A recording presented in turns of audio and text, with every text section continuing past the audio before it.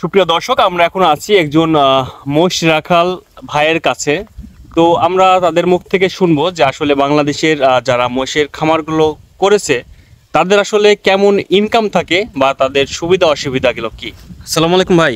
ওয়ালাইকুম সালাম। ভাই, আপনাদের এই যে পিছনে যে মোষগুলো দেখতে পাচ্ছি, এগুলা কি আপনাদের নিজস্ব মোষ না আপনি মোষের রাখাল? আমার নিজেরই, দুইজনের আছে।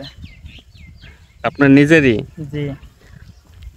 আচ্ছা, আপনার কয়টা মোষ আছে? আমার 16টা আছে ভাই। 16টা মোষ? জি। আচ্ছা, একটা মোষের দাম কত? একটা মোষের দাম 2.5 লাখ 3 লাখ। 3 লাখ 2.5 লাখ? জি।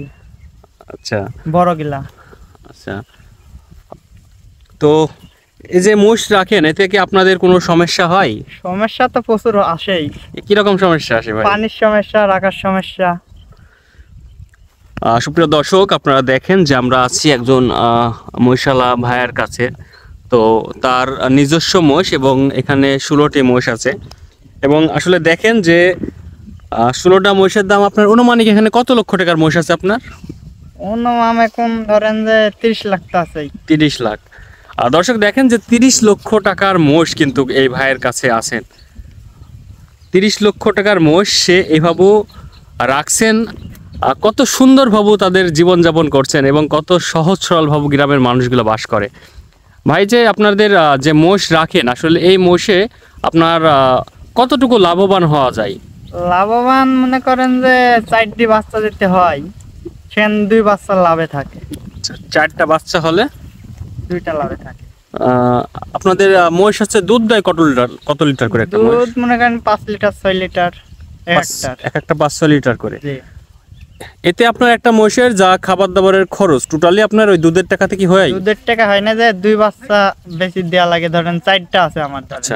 কথায় 4টা আছে, 2টা আমার ধরেন চলাচল হবে আর 2টা ওর পিছনেই যাবে। আর দুধের টাকা তো যাবেই। কুশল লাগান আছে নাকি? না, কুশল লাগে না। আচ্ছা, তো আপনারা কয়জন মিলে রাখেন মোষ? আমরা এখন 2 জনেই রাখছি, চরে গেলে মেলা জনাই রাখি, 8-10 জন 12 জন। মানে আপনাদের যে 16টা মোষ, সেই মোষটা তো আপনি একাই রাখেন? আমি একাই রাখি। আপনাদের বাসার মহিলারা বা কেউ কাজ করে কিনা মোষের? মোষের কাজ পানি টানি খাওয়াই নিয়ে সব। মানে আপনাদের পুরো ফ্যামিলি মোষের পিছনে পরিশ্রম করা লাগে? জি। আচ্ছা, নতুন ভাবে কেউ যদি মোষের খামার করতে চায়, আপনি তাদের দৃষ্টিতে কিছু বলেন যে আসলে তারা কি নতুন ভাবে খামার করতে পারে কিনা, বা এই মোষের? হ্যাঁ, পারবে নিকে। যেমন গরুতে আমরা দেখি যে গরুর খামার অনেকেই করে এবং সেই খামারগুলো চালাতে পারে না, একটা সময় বন্ধ করে দেওয়া লাগে। আসলে মোষের খামার করলে সুবিধাগুলো কি এবং অসুবিধাগুলো কি? সুবিধা মনে করেন সুবিধাও আছে, অসুবিধাও আছে। এখন সেটি ওদের বিষয়, চলতে পারবি কিনা এরকম একটা সমস্যা তো আছে। আচ্ছা, আপনারা যেহেতু আপনাদের বাসায় কতদিন থেকে আছে এই মহিষগুলো? আমি ছোটর থেকেই রাখছি। আপনি শুরু থেকে? জি। আচ্ছা, তারপর বাবারা ছিল, এখন বাবারা আচ্ছা। মরে যাওয়ার পর এখন আমি রাখছি এরকম। আচ্ছা, তো যেহেতু আপনি দীর্ঘদিন এই মোষগুলো রাখেন ছোট থেকে, আপনার অনেক অভিজ্ঞতা হয়ে গেছে মোষ সম্বন্ধে। হয়েছে। তো যারা নতুন খামার করবে তাদের দেশটা কিছু বলেন যে আসলে এই মোষগুলো রাখতে গেলে তাদের কি কি সমস্যার সম্মুখীন হওয়া লাগবে? সমস্যা বাসাত বান্ধে রাখলে মনে করেন যে বাসার খাই দাই করা লাগবে, আর চিকিৎসা যেগুলা সমস্যা হয় সেগুলা যাইনি শুনি করতে হবে এরকম। আচ্ছা, মোষের মূলত কি কি ধরনের সমস্যা হয়? অসুখ সমস্যা হয়? গলা হাড়, পায়ের রোগ এগুলা হয়। এগুলো হয় অনেক? জি। আচ্ছা, আপনাদের এই যে বলছেন যে ছোট থেকে মোষ রাখেন, এ পর্যন্ত আপনাদের কতটা মোষ মারা গেছে? মেলাই মারা গেছে স্যার। মোষ মারা গেছে অনেক, না? সুপ্রিয় দর্শক, আসলে আমরা মনে করি যে মোষ একটি লাভজনক, মোষের খামার করা একটা লাভজনক পেশা। জানালা জিনিস ধরেন মরতেই পারে, এটা আমরা আচ্ছা। কিছু মনে করিনি।